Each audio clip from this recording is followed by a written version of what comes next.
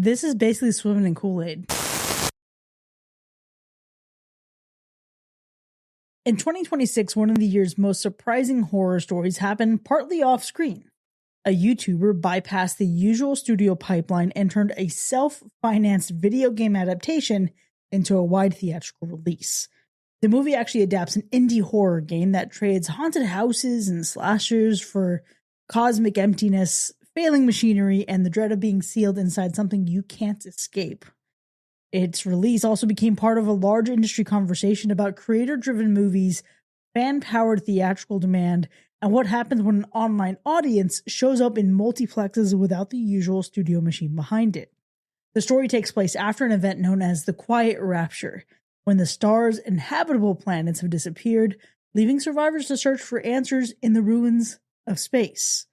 And on a barren moon, a convict receives one dangerous assignment: pilot a submarine through an ocean of blood, document what he finds, and hope the mission offers some kind of way forward.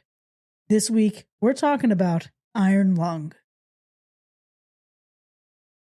Greetings and salutations, and welcome to Hacker Slash. If you're joining us again, welcome back. If this is your first time listening, welcome to the party. We are a horror movie review podcast dedicated to telling you whether a movie is a hack, total joke, a waste of time, or a slash. Totally killer, pun intended. My name is Chris. I'm your friendly neighborhood slasher enthusiast, and this week I'm joined by the paranormal paramour, Binks. Fucking aliens.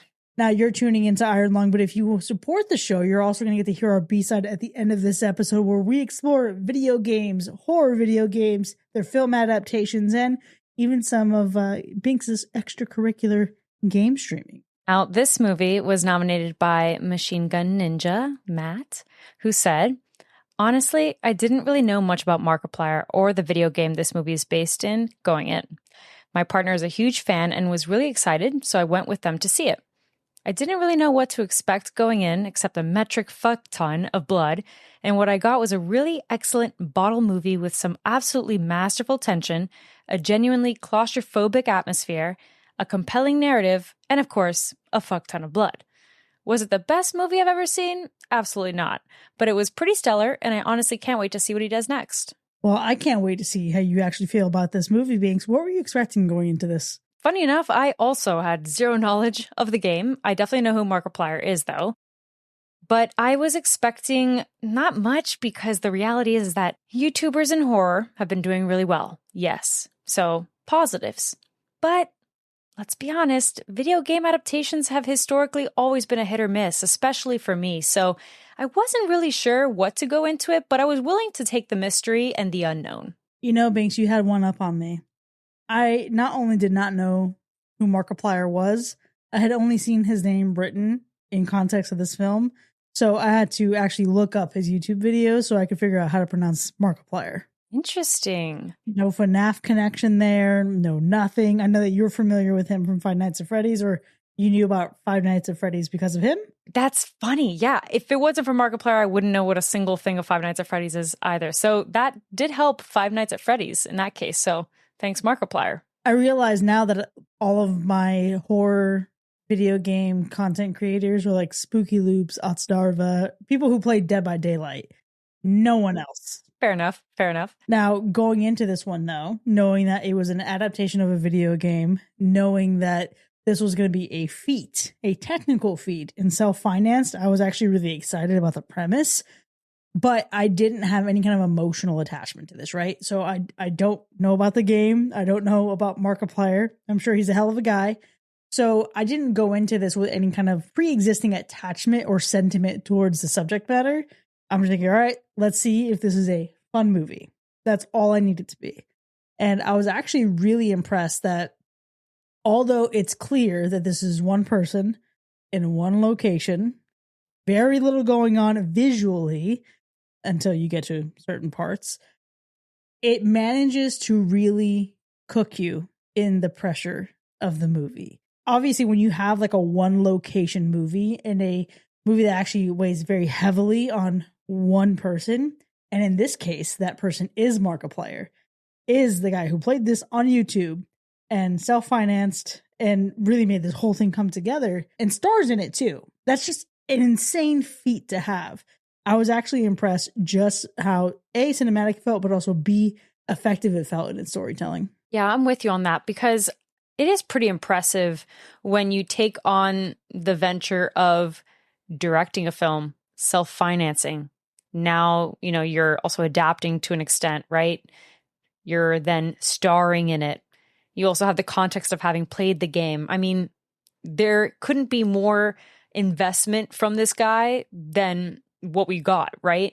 And I definitely felt that. I felt like it was the most basic, in a way, form of what felt like a little bit like Suicide Squad with HBO's The Leftovers because of the whole Rapture thing, right? Like there were certain films that came to me as I was watching it and understanding, oh, this is the world of Iron Lung. This is what this movie's about.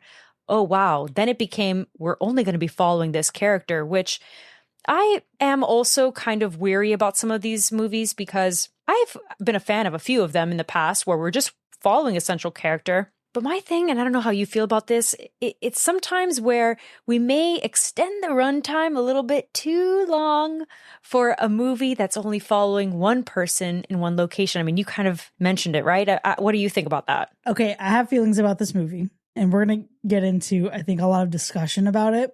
And one of the things that this movie is, at least from my impression, it's divisive in the sense that people either love it and think it's just absolutely phenomenal.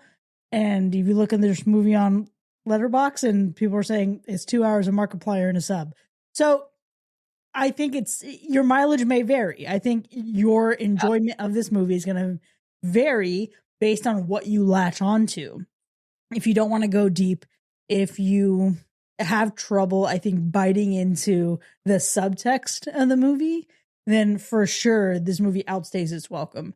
I would say I'm somewhere in between. I can definitely feel like this, it could have been shorter, but there's a lot that I appreciate about it.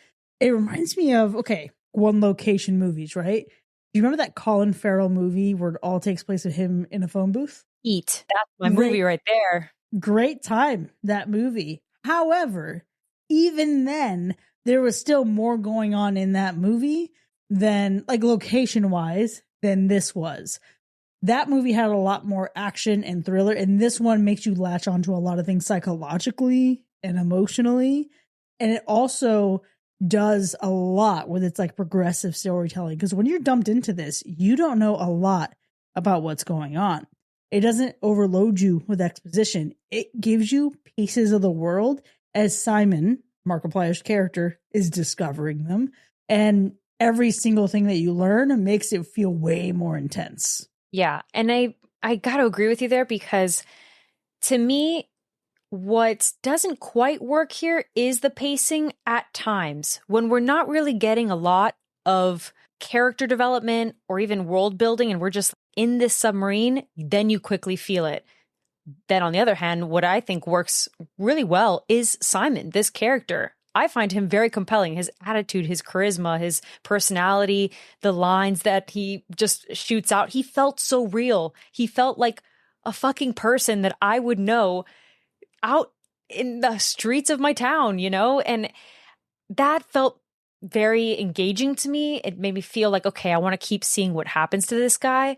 But the moments where it's just solitude, maybe nothing's really going on per se, and there's just a lot of mystery, I guess, it kind of lost me then. I don't know if I was fully invested in what we were trying to get to as far as a plot, but I was invested in the character, so it got me to the end of the movie at the least. Yeah, this is a movie where you're going to come for the premise, and if you're going to stay seated, you're going to stay seated for him as Simon. I am aligned with you in that. But I think for me, what I found to be just as compelling as his performance and his portrayal as Simon is how this story manages to start so narrow and then open up so much with its world. And I'm not saying that from the place of someone who has mastered and understood every ounce of lore. What I find impressive is you can tell when a movie is making shit up as it goes. In this, even though it's built off of a indie game and the protagonist that you play in that game is such a clean and empty slate, every ounce of Simon's character feels very lived in and there's a real story behind him.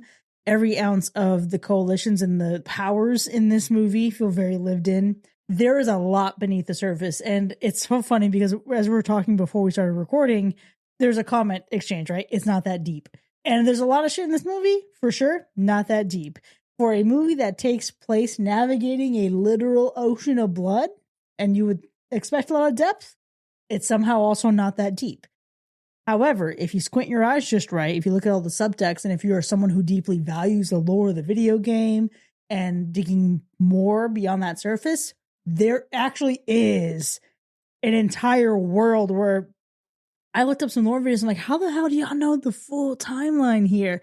You're getting this, I'm imagining, from exploring all the franchises wiki page, but there's just so much and also so little in this movie. It's like a really nice balance. I'm sure that if I hadn't been so caught up on maybe the pacing and just kind of shell-shocked by it, I would have let myself kind of marinate in this lore and that squinting just right depth, because I can see what you're talking about. I can see elements of it where I'm thinking now, I'm like, okay, maybe if I had really just sat with the statements or sat with the pain that's revealed, etc., like I maybe would have felt a little bit more of that emotional wave. But I don't know. To me, this is a movie that, again, like most video game adaptations, if you're a fan of the game, if you're a fan of Markiplier, absolutely watch this, because from my little understanding post having watched, this seems like a really great expansion to the game that we do have, right? So absolutely do that. But if you're not that familiar, and more importantly, if you're not one for a little bit of a slow burn at times, or just certainly following a singular character for a good while in one space, I can see how this is going to be one of those movies where you may just grab the phone at times. There's going to be some temptation. I hate to say it, and you really shouldn't, but I can feel it. I'm not going to lie. I mean, I get it. This is not a movie that I think makes a ton of sense for someone who doesn't have a predisposition for other genres that I'll get to in a moment. But if you don't do well with single character movies, if you don't do well with single location movies, spare yourself and this movie from your bad expectations, right? This is something you should know what you're getting into when you get into it. And it's a bummer because I do think there's a lot of good here for you to unpack. But if you already know off rip that that's just not your jam, don't hold it against this movie because it's not trying to pretend to be anything other than that. Now, what I will say is, in addition to someone, obviously you mentioned Binks, if you like video game adaptations, if you like this game, if you like Markiplier, sure, check, go see it. But if you're someone who is susceptible to claustrophobic horror in a way that is effective for you and is not going to give you a panic attack, go see this. If you like that single location stuff, go see this. If you like sci-fi horror, go see this. If you like survival, if you like slow burns, if you want to feel like you were in the driver's seat discovering the exposition and the narrative as you go see this movie. In fact, if you also like a little Lovecraftian aspect of it and beyond big monsters, if you like the film Underwater, go see it. I mean, there's a lot of people that this will work for, but one thing that I'm absolutely blown away by is the concept of how this movie operates with its gore. So this is one where if you've seen any kind of like interviews going into it, Markiplier talked about having a desire to beat the record for most fake blood used in a movie. I think he ended up actually even hospitalized for fake blood, like in his eyes. So, Binks, when you have that kind of setup and those kind of promises, it begs the question, how would you describe the gore score? Boy, well, I mean, like you said, there is a sea of blood, quite literally a sea of it. There is no shortage of that. But the truth is that aside from that, we don't really see any deaths, except for 2, with the exception of maybe a flashback as well, showing brief moments of others, but nothing that you actually are witnessing. So from the gore perspective of blood, brilliant. However, I gotta be honest, I think this would be in Sean's methods to his madness, I gotta say, it might be a low gore score. Which is so counterintuitive when you find out just how much blood was used in this movie. But we'll get there in the spoiler zone. What about the animal report? No. Well, there was a rapture, huh? So technically, this is quite fucked because all of living beings, and that does include animals, were destroyed by said rapture. So yeah, I would say it's not good, but luckily we don't see it. So there's that. There's a little bit of safety and comfort in that. All right, well, let's go ahead and get into our ratings. Iron Lung from 2026, as nominated by Matt and selected by the patrons. Was it a hack or a slash? So, as we know, I went into Iron Lung basically knowing nothing, like truly zero context. And having known Markiplier, I was pretty curious because he is a very charismatic YouTuber. And he did have working for him this fact that a lot of YouTubers have been entering into horror and killing it. So I already thought, okay, I'm going to generally enjoy this and expect a really good production because they just have a way of knowing how to bring in the audience in short form, right? So if they can do that, I know that they can achieve it in a film. And honestly, I do still stand by that. I think that I was entertained and captured, but a lot of that has to do with the central character, who again, I think is very relatable to an extent. And there's a lot of nuance to him specifically in the situation that he finds himself in. And there's also a lot of curiosity with this world as well. I think that this idea of a rapture is very fascinating. I love sci-fi stuff, and I fairly do well with this single containment film, right? The structure. But in all honesty, there was something about it that kept pulling me away at times, that where I felt a little bit of boredom and that tension that we're talking about and that claustrophobic sentiment kind of fizzled away, then came back and fizzled away. I never really stayed in it through the whole runtime. There were even some moments where I had a little bit of a laugh where I thought, oh, that seems kind of silly or a little ridiculous. And I don't know, it wasn't the feelings that helped me get to the end of this movie and think, dang, I really, really liked this one. I can respect it. I certainly can. And I think that there's an audience for this film that absolutely works. And I almost feel a little bit of FOMO. Like maybe I wish I had played the game perhaps or watched a full gameplay beforehand to really go into this fully prepared. But there was just enough of it kind of missing for me where unfortunately I'm going to have to get us a hack. Oh, okay. That's not the direction I was expecting that to go. I know. But who knows? By the end of the year, it might feel different. Might end up playing the game. It's all a guessing game here. I don't know if the game should be enough to sway, but we'll find out. I think for me, obviously, again, going into this, like you, no attachment to the game. I am not a Markiplier fan. Not to say that I dislike him. I just don't know who this guy is, right? And I am impressed with what I've seen thus far. The biggest reason why this movie works is because it's a story rooted in survival above all else. And at the beginning of the movie, we start with this really easy to grasp premise. Complete the mission, stay alive, earn your freedom. It feels very straightforward.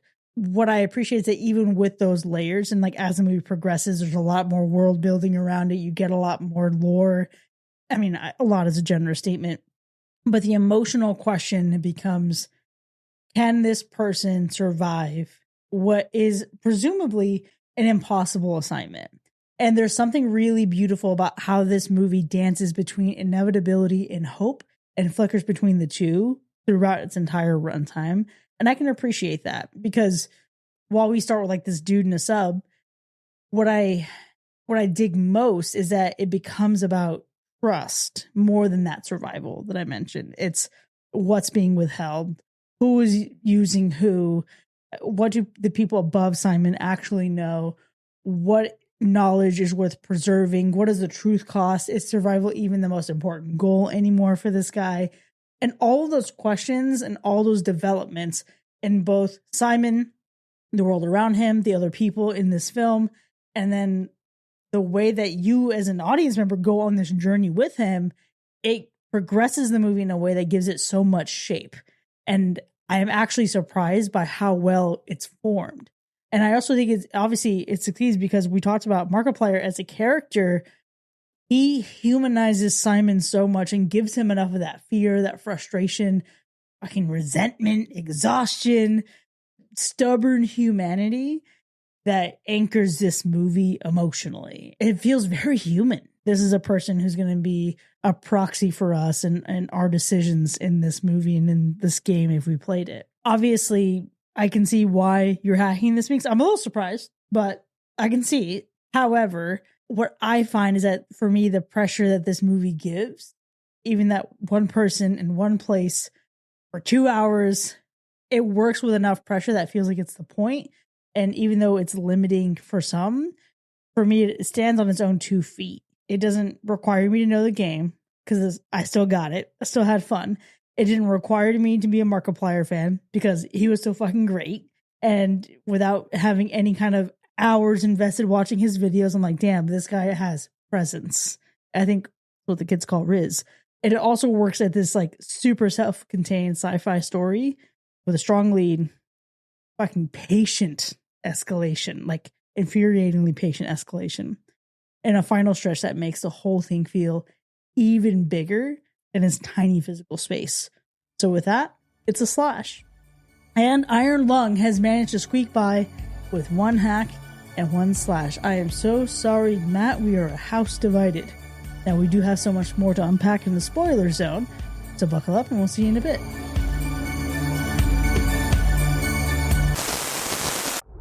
This week's episode of Hacker Slash is sponsored by Abyss Core Submersibles, makers of the all-substance deep-sea pod that's built to handle pressure at depths other vessels won't even look at. Because in Iron Lung, you've got one job: take a tin can submarine straight down into a whole ocean of something you definitely don't want in your vents, and just hope the hull holds. Abyss Core asks a simple question: what if a sub could withstand the depths of all kinds of substances? Water, brine, sludge, silt, oil, and yes, hypothetically, even something thick, metallic, and visibility-killing. Their tri-layer compression shell is engineered to make its shape within the environment stops being ocean and starts being a problem. And listen, if you're the type of person who hears unfathomable pressure and thinks, cool, let's go lower, then you're exactly who this is for. So whether you're exploring the deep, navigating the gross, or just trying to survive another descent into the unknown, Abyss Core has your back. Check out Abyss Core Submersibles at abysscoresub.com and use the code CACRSLASH for 10% off for your first pressure-rated upgrade kit. Abyss Core. Go deeper. Stay intact.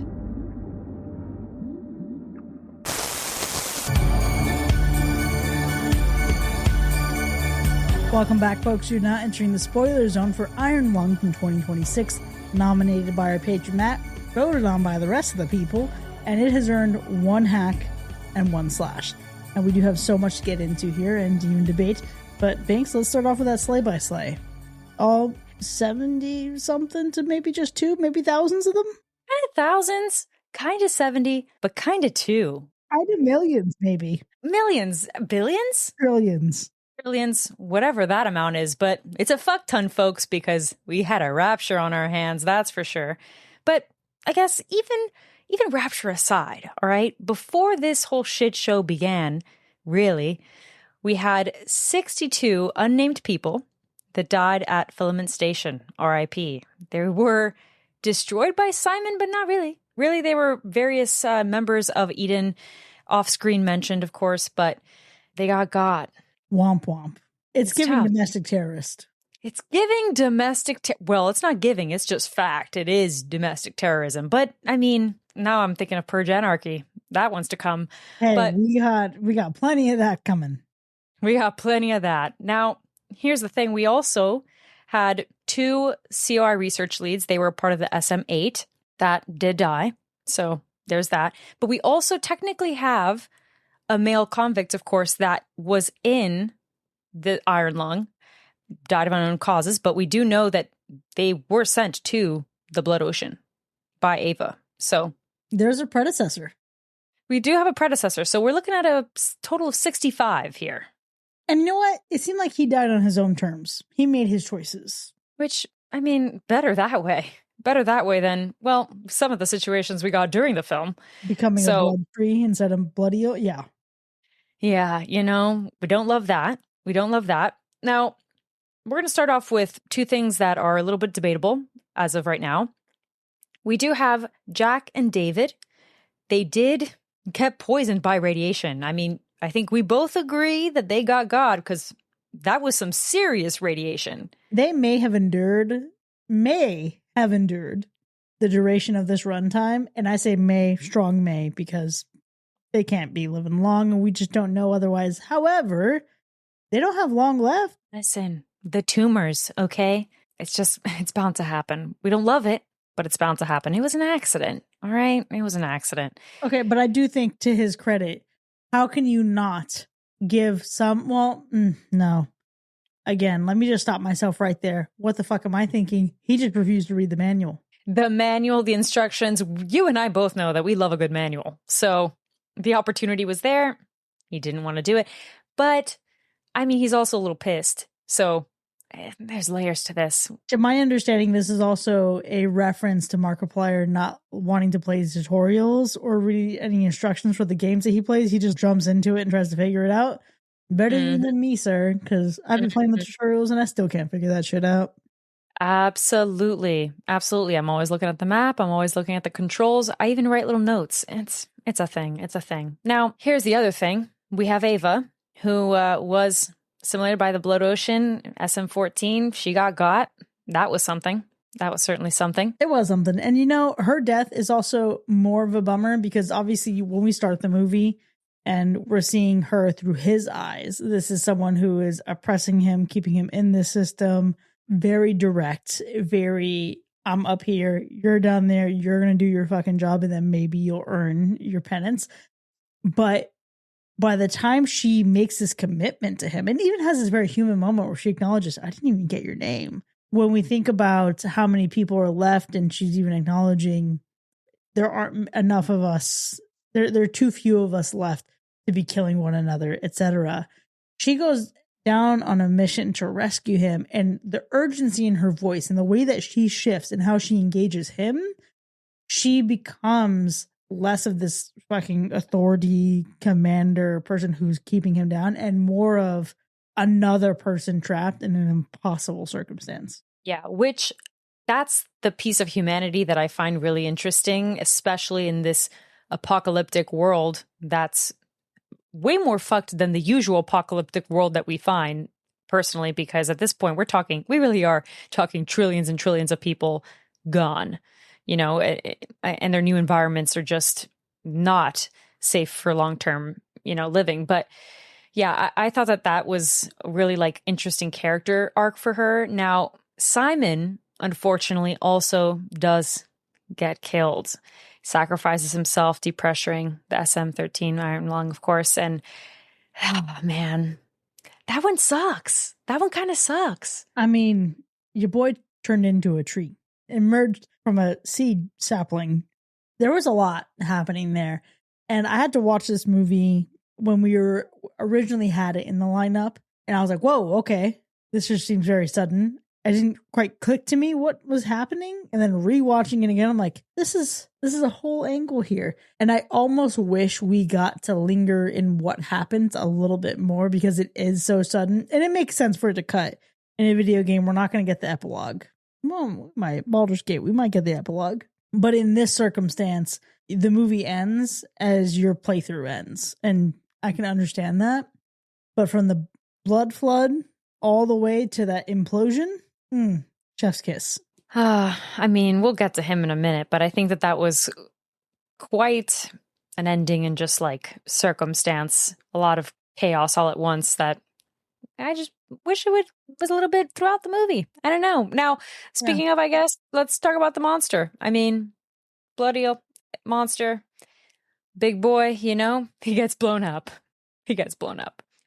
Every time I see a big monster like that, I think about the big galaxy far, far away anglerfish from episode 1, Phantom Menace. Every single time. Whoa. Wait, I have to look. I'm sorry. Now you just threw me the way back. Yeah, there's always a bigger fish is a quote that belonged in this movie, actually. While you're looking it up, I want to pour one out for the death of something else. And that was the death of the system, the death of the mission, the death of any fucking machine.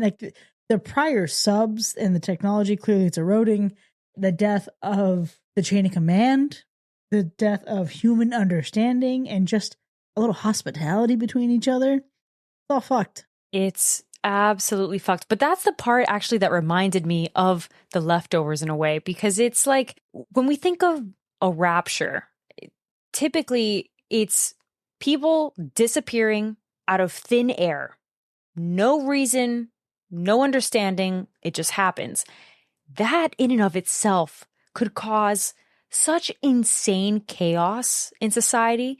We see, these apocalyptic worlds. It's like, zombies or a virus outbreak or et cetera, et cetera. But like a rapture, like we blink, gone. It's giving Infinity War. You know what I mean? Like it just finito type thing. And I mean, of course, the chaos at that point, it's like, what is systems? You have to kind of govern yourself out of nowhere. When you're in space already, you were like thinking, oh, I'm going to go back home at any point in time, in time now. Nope, you ain't. Imagine the crew of the Artemis with Moonjoy coming down here after a rapture. All that great shit they're doing up there, they just come down to this nonsense? I can't even. That's crazy. I would be like, get me back up there. Honestly, some of the shit that was happening in the news around the time that they were up there, maybe it should have been a rapture. I don't know. Fair enough. Fair enough, actually. Fair enough. Now, that being said, because you just brought up, them and just like NASA in general, I was thinking like the ship itself, like the Iron Lung itself, is so fascinating. It's like rustic. It looks old as hell, but it can withstand the depths of an ocean. Like the way that they crafted this ship, right? It looks very similar to the gameplay, the little bit that I've seen. And it looks so freaking old. Like it couldn't possibly, but it does. And it has these components of technology built into it that make it feel postmodern, but then also so archaic at the same time. It's a very interesting design. I was actually watching this and thinking about the Iron Throne station in Baldur's Gate, but going back to the blood of it all and how gross that shit is. When we were looking at the fake blood overall, I mentioned earlier that part of the production, part of Markiplier's goal was to surpass and break the record for the most fake blood used in a film. Now, one of the other benchmarks that we have for this is Evil Dead 2013's. They used 50,000 gallons of fake blood. Mm-hmm. Thanks. Do you have an idea of how much fake blood was used in this film? Are you about to tell me like 70,000 or is it even more? There are sources that ballpark it around 80,000 US gallons or 300,000 liters. What? Mm-hmm. Would hate to be a PA on that set. Yeah, this is basically swimming in Kool-Aid, quite frankly. Jesus. I mean, he literally made a blood ocean at that point. Yeah, I mean, was his skin stained? I mean, you said he even went to the hospital. Mm-hmm. God. Yeah, when you look at it, and again, it's in one of the lore videos that I was watching, and I'll link in our episode description. They show a picture of him that he posted publicly while he was in the hospital, and it's just his eyes, and they're just like blood red. Oh, my Lord. Well, I mean, again, the commitment. The exposure. I don't know. I mean, it was worth it because I would most definitely prefer that than some sloppy CGI like the movie that we will not mention anymore because it's so terrible. You know the one. It's in Christmas. It's in Christmas. And oh, the green. mean one. Shit. Yeah. Oh my God. It's been so long since we talked about the mean one and dragged it. Exactly. I wanted to die. I wanted to literally die in the depths of our hack station. But anyways, I would have preferred this kind of blood than that kind of blood. There is so much that went into this movie production-wise, and I think this was exceptionally well done. Yeah, I'd agree. I think that even if it didn't always, to me, like look super realistic, it was in the sense that it could be like actual human blood, like the darkness of it. I didn't really care. I was just impressed that they made a blood ocean, like that alone. And I keep saying the ship itself is also just fascinating with like, I don't know at what point in time to place it in, So those combinations of things is incredible. You know what else is really cool?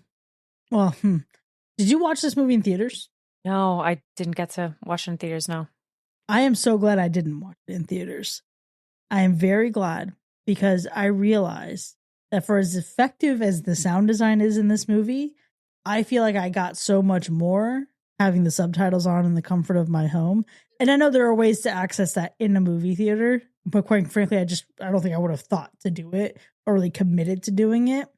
Yeah. But there's so much that gets revealed and things that you can barely hear that you know Simon can hear or he's trying to discern. And I love being able to get on those smaller details. Yes, absolutely. I mean, I feel that way about a lot of films because there is so much little bits of exposition or Easter eggs in those moments that are layered all the way in the back. And it makes for a good rewatch, most certainly, when you end up maybe catching it streaming or physical media, etc. But like this time around, I'm really glad that we did have those captions because there are just slight moments, even mumblings of his frustrations that, I mean, they hit and they're even funnier because you are like, did I hear him say that? Oh yeah, I definitely did, which is great. I am curious though. One other thing that I loved seeing, and I was actually so tickled by and excited by when I saw and understood what it all meant later on. What did you make of the camera system on the ship and the photos and the phones of everything? Oh, I kind of really liked it. I mean, it reminded me of Blair Witch, and I don't really like that movie, but this was an aspect of it that like I was about because you couldn't quite make of it. I mean, it reminded me a bit of like some Japanese horror as well.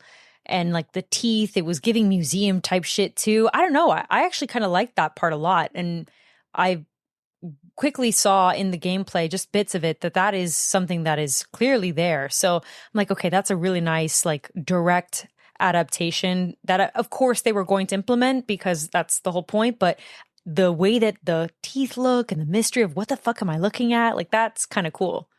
Okay, did you, the first time that you saw it, before you watched any of the video game stuff, when we see the first skeleton, did you think it was anything other than a normal camera that was just trying to see in low light? Did you expect that it would be an X-ray? No, I didn't. No, I actually didn't because I mean, even the movie poster, which I had seen, didn't quite look like it was an X-ray entirely. So no, I really wasn't expecting that at all.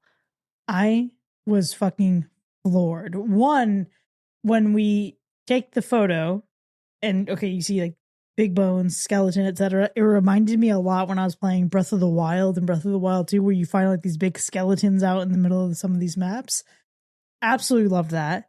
But then when we get the scene where he blasts the crew with radiation and he's just trying to get their attention and it gets revealed that that is an X-ray, holy shit. Because then it makes you reassess and think, damn, was that actually a skeleton?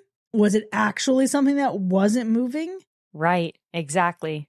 I mean, you definitely don't think at the beginning. I mean, maybe a little in a sense because there's a lot of like tension and movement. So you can't help but feel like, yeah, maybe there's something living out there that's pushing it. But then it's kind of written off as like, you're in an ocean of blood, buddy. It's waves of something. Who could, who knows what it could be, right? So then you kind of write it off. I didn't even think at the beginning that it was an X-ray at all because you instantly think, okay, maybe black and white. But there's so many like aha moments with that. You're in a sea of blood. How could you be able to see if it was a regular camera? You would need something that could get through it, as explained. And it's like, oh, Jesus, they're really like radiating the fuck out of this blood ocean. Yeah, and you know what was also wild about this? And I was just like stewing on this as I watched this movie the second and third time. When we consider the fact that it's a blood ocean, I love the fact that it's called a hemo rover, by the way. It's just a little, floating around in the bloodstream. That makes me think of the Magic School Bus. Miss Frizzle would have lost her shit for Iron Lung. She would have been fascinated, but I feel like she also would have been like, hell to the fuck nah. Now I'm thinking of the little school bus just like floating around in a bunch of blood. Maybe less like cute. Now, you know what I've kind of laughed at a little bit. I couldn't help it. Maybe I shouldn't have. Was the reveal of the blood eel, of the monster. The moment we see that eye, if you're a Lord of the Rings fan, I feel like, is it just me or did you not think so? Because I just instantly was like, oh, my boy. That's not good. If you see a floating eye, that should tell you historically, you gots to go. Things are not looking up from here. When the eye of the creature is as big as the porthole in your vessel that you are in, nah, dog. You're cooked.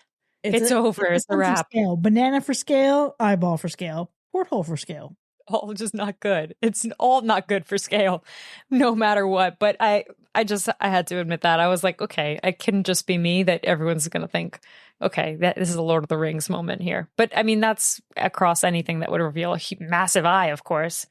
It's kind of a given reference. Yeah. I mean, you think about that or you think about the Illuminati. So, oh, also true.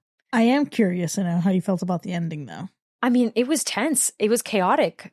I feel like I wish I had a little bit of a lot of that tension and action throughout. I can see that there is a lot of suffocation, I guess, throughout the movie, but I didn't feel a lot of that majority of the time. I mean, and I also just felt bad that, Simon had to, in a way I felt bad about Simon's, final ending, what had to be done. And I think it's a good character arc development, but there's something about that ending that made me think of a previous scene. You actually mentioned the quote of it that I also want to hear your thoughts on. I just felt like that ending was like, man, you kind of like, once again, you die alone in a way, right? Like you just like, you die alone. There's so much isolation. You're in this thing alone. I don't know. It's a bittersweet thing in a way, because like he ends up being the hero, and it's almost like a sense of absolution, right? To an extent. But I just kind of wish that there was a better outcome for him that wasn't death. And I think that's just, it speaks to his effectiveness portraying Simon and turning him into someone that we care about. When you start the movie, he's a convict. And maybe when you start this movie, it's a question of, is this someone that I should care about? He could be in jail for literally anything. And then, of course, as we get to know him, we get to understand his morality, and he's pretty morally gray. And I can appreciate and respect that. One of the other things that really scratches such a satisfying itch for me when we're considering just, okay, wanting a different outcome for him, is he is someone who is betrayed in a sense by his brothers with Eden. Eden seems to be a faction and a group built on like hope and belief. And they have the last tree that was available and accessible, etc. So he is brought up in that way of thinking. He has then been betrayed and kind of hung out to dry. He is the one who is imprisoned. There isn't a lot of great shit happening here, right? Like, obviously things are dire. There aren't that many people left. And yet, even though there isn't much to live for, he still wants to survive. And I think that's a really interesting thing for him in particular. He still wants to persevere. He still wants more, even though there isn't much left. Well, and then becoming this tree, I guess, like the symbolism, even with that alone, I think, yeah, it could be kind of funny. But the way that you framed that made me think like, trees are this symbol of, in a way, like eternal life. They last for centuries and centuries. They provide us life in a way, like this oxygen and shade, and so many aspects to things that, we maybe take for granted, or maybe we just forget that they represent. And even with that symbolism at the very beginning, almost like a sense of foreshadowing later on and what he does become. It's like this cyclical aspect to his character that is pretty beautiful. But you just don't expect that coming from someone who also is just saying, fuck me all the time in the movie, and just like frustrated as hell, as he should be. Let's be clear. And saying, rammed it. I'm dead. No, it was funny. But something else about Simon, and this is actually the quote that I was mentioning earlier. You mentioned the quote where it's acknowledged that they don't think that they ever got his name. He's asking, what's my name? He's hallucinating, right? What's my name? What's my name? And it's admitted that they don't even think that they got it. And that also speaks to like this sense of isolation and almost like your worth is nothing. Like you are nothing in a planet, or in a circumstance where there is very few people left, as Ava mentions, right? Even then, you don't fucking matter, because I don't even need to know your name. There could be 20 of us, and ultimately, like, you are the one of the 20 that doesn't really provide much value other than we're going to send you off into something that maybe you don't come back from. But I think it's so interesting how then the story comes back to that and then provides that value after all, even for the fact that he is a convict, when we can think of in present day, our society right now, like we just kind of dismiss, like you mentioned, these prisoners and these people that have done heinous things, and maybe even people, let's be honest, that didn't do these things, right? In Simon's case, betrayed. We just dismiss them anyways because they have this like letter A on them and that's it. We don't even bother.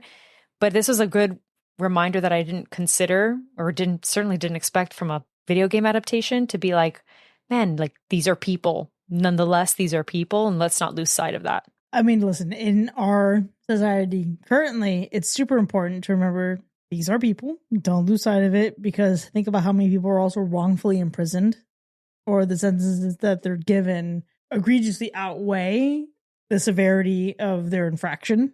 So, and I'm not saying that's as applicable to everyone, but so often are we quick to cut people off and then not consider like true rehabilitation.